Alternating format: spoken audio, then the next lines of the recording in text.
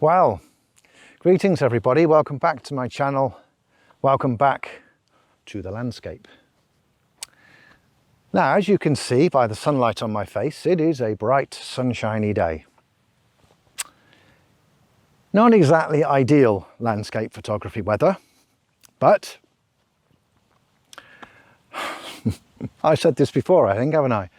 It's the weather that I've got. Nothing I can do about it. So I've just got to try and work with the conditions that I've got. Now, today I've chosen to visit a quarry I've not been to before.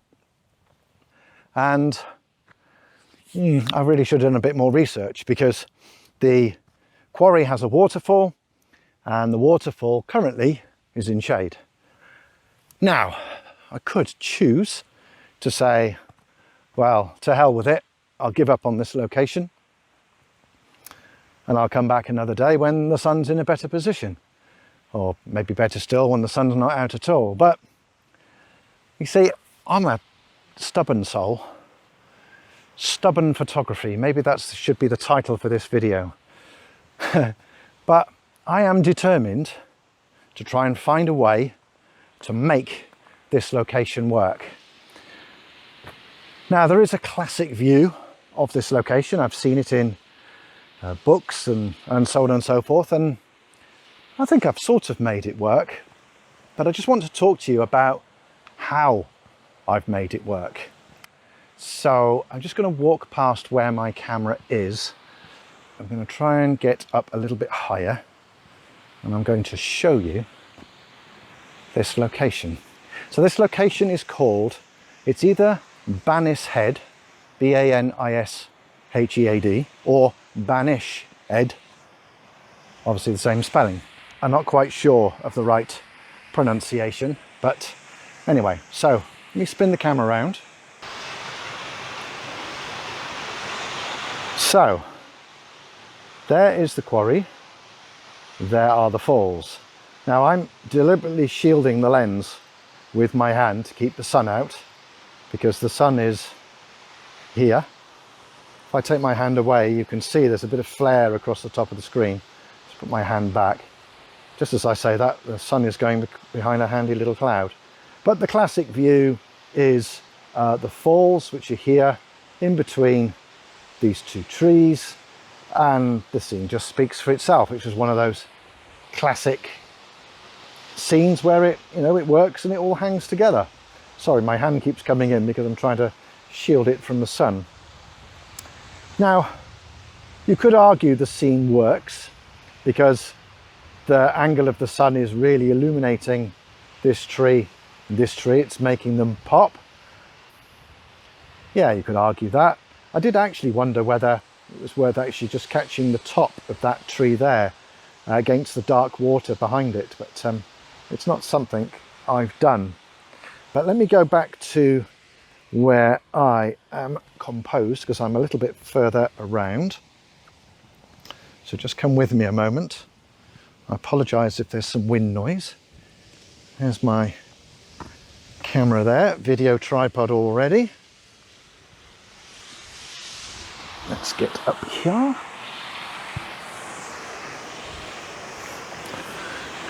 Okay, so this is my scene, and I chose this scene principally because this tree here has got shadow behind it.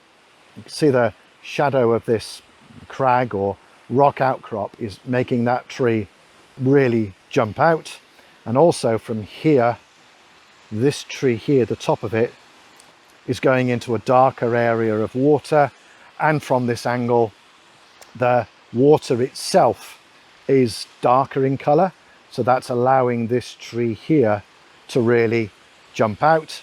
And in the time that I've been here, there's another tree, it's sort of here-ish, that's actually gradually becoming more and more illuminated as the sun moves in that direction. So I found my scene and I'm happy. What else am I going to do to control what's going on? So I'm going to set up the camera to look at me, and I'm just going to talk you through it, because it's in this bright sunlight, it's going to be impossible for me to show it to you on the back of the LCD. Okay, so one of these days I will invest in a device that allows me to record what's on the LCD and show that to you, but today I don't have that. So a couple of things.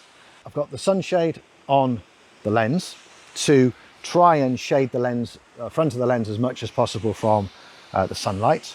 I'm also choosing to use the electronic viewfinder. Now I know a lot of people use the LCD, but in this bright sunlight, it's so hard to see and be crucial and critical with that, for me anyway, it's useless. And for anybody that's watched this channel for any length of time, you will know that my preference is to use an EVF. So what I've actually done is I've composed the scene in camera. I think from memory I went square. Yes, I did. I've just had a quick look because it constrains all the elements that I talked about in a comfortable way with nothing extraneous interfering with what it is that I'm trying to capture. I've focused on this larger tree in the foreground and I have an aperture of f/16. I know from experience that will give me a picture that's sharp from front to back. What I've also done is I've taken a series of images already. And what I've been looking at when I've reviewed those images is what highlight detail have I captured? Have I got any blinkies in the picture? And if I have, I've then backed the exposure off. And last time that I did this, I backed the exposure off by at least one stop, and that was to control the bright sunlight reflecting off those rocks that are pointing directly at the sun. So the angle of the rocks and the angle of the sun is such that it is incredibly bright. Now I know the latitude in this camera is superb and I will be able to deal with a small amount of highlight detail, but that's something that I've done in camera to make sure that if I have highlights, I haven't got too many. I've tried to use a polarizer. I hope it's no surprise that a polarizer was absolutely useless because the sun's pointing towards me and a polarizer works best at right angles to the lens, to the way that it is. So a polarizer does nothing, so I'm doing away with it. Why have another piece of glass in front of the scene that I don't need to have? The last thing that I've done is to get everything framed up and to then shield the lens. Because if I look at the front of the lens, I can see that the sun is pointing at least 1/3. You know, I can see that the sunshade is not shielding the whole of the front of the lens. So I've got the camera locked off on a tripod, it's not going to move. I'm using a 2-second timer, so I know I have time. So what I'm going to do, and I'll do it now for you, yep, camera is on, I am going to just move my hand so that it covers the front of the lens. So, you know, the shadow from my hand just covers the front. I've heard the camera click, so I know that it's taken an image, and I will then review it, again, looking through the EVF. And what I'm looking for is, what blinkies have I got? Yeah, I've got a couple sort of down there, but I know from experience that when I get this raw file into software, those blinkies probably won't be there because the latitude, the dynamic range in the sensor is such that it'll cope with it. The very last thing that I've done is I've set the white balance manually to sunshine. It's something that I've taken to doing quite a lot. I shoot JPEG plus RAW. What I've noticed is that in Lightroom, which is what I choose to use, of course, Lightroom is trying to approximate the white balance based on the picture information. But I actually prefer to do it manually and then tell Lightroom, this is a picture taken on a sunshiny day. And if I look at the JPEG or the RAW, look at the details within the file, it will tell me the white balance was sunshine. Therefore, I will dial that in software, and I found that that gives me a much more faithful starting point when I actually process the image. Now I know I'm going to have to cope with deep shadow in the background where the waterfall is, but I am confident, based on what I've seen in the histogram in the camera, that I'll be able to bring that shadow detail up a little bit. I'm not going to HDR this scene and do a series of exposures at different shutter speeds in order to capture both the highlight and the shadow. I think that will look really unnatural. I think I would prefer to try and capture it in one frame and then deal with it in software. And as I say, if I review the image on the back of the camera and look at the histogram is pretty good. I've got just a tiny hint of a shadow on the left hand side of the histogram, which is going to be, you know, right at the very back. So there's latitude in the file for me to be able to recover it. And just to prove it, I'll show you the processed image right now.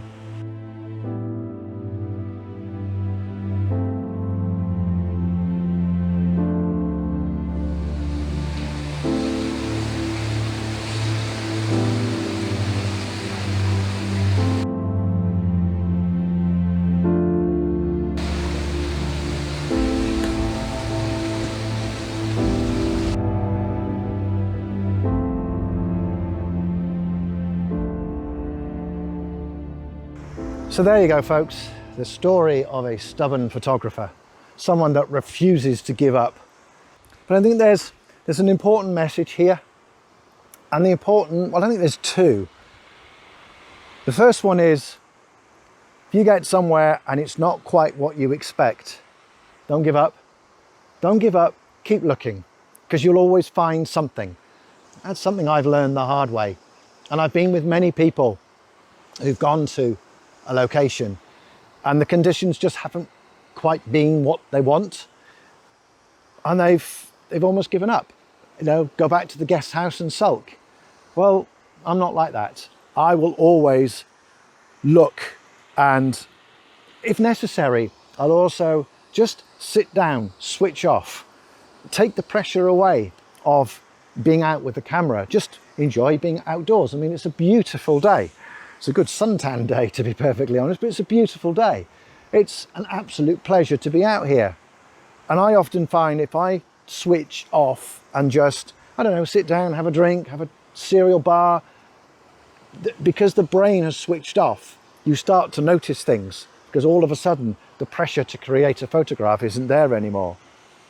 I think the other lesson is, no matter what the conditions, there's always things that you can do to try and manage those conditions. This situation is less than ideal. Bright sunlight on the foreground and deep shade behind at the falls. But I've been able to manipulate the situation within the camera such that I've probably got a reasonable chance of coming away with a decent image. All right, maybe it's not a portfolio image, but it's not the point. The point is I've created, hopefully, an everlasting memory of my time here talking to you on a video camera. And as I've often said, I take pictures for me. And that's all there is to it. As long as I'm happy with them, I don't really care what other people think. So I'm going to leave this one here. I'm going to go and find something else to point my camera at. I'm actually being drawn to the noise of the water. So I'm a sucker for moving water. So I'm going to go and have a look at that moving water and see what else I can find. So until the next time in the landscape, everybody, please do take care, stay well and stay safe. And as usual, guys, like, comment and subscribe. Your support is very, very gratefully received. That's it from me. Bye for now. Take care.